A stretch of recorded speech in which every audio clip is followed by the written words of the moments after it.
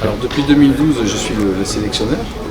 Donc c'est un poste qui m'a apporté énormément de joie, surtout récemment, puisqu'on a remporté le titre de champion du monde en double et la médaille de bronze en triple.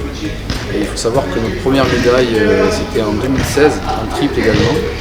Donc c'est 10 années de passion, de travail, de sacrifice, mais bon, avec des résultats positifs, donc ça fait plaisir. Alors le footnet, qu'on appelle aussi tennis ballon, est bien connu de la part de tous les joueurs de foot sur la planète. Donc ça se joue en 3 disciplines, le simple, le double et le triple.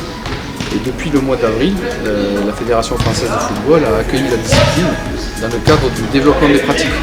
Donc ça laisse présager de bons mois et de belles années à venir, notamment dans le développement du sport.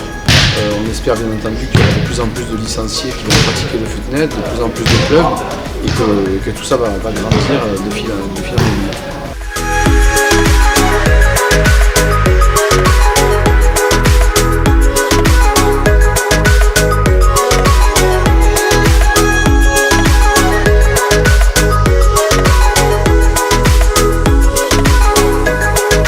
C'est vrai qu'effectivement à l'heure actuelle on est le seul.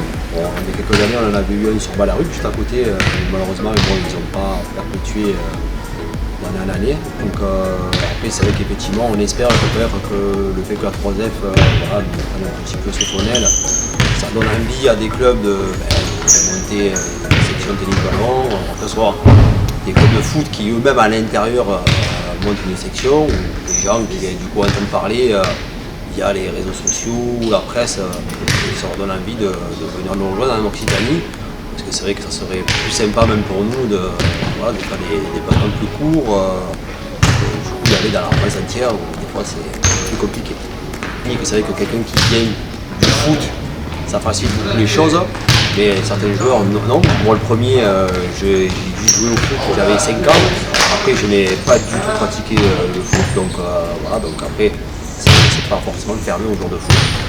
Après c'est vrai que c'est quand même technique et c'est même des fois complémentaire parce que beaucoup de footeux jouent au tennis ballon aussi à l'entraînement ou en échauffement. Donc ça, les deux sont complémentaires, même aussi au niveau de la vision du jeu et tout ça. Donc c'est quand même aussi physique parce que nous on est beaucoup des fois sur du fractionné, sur des échanges, ça peut durer, c'est très court mais très intense.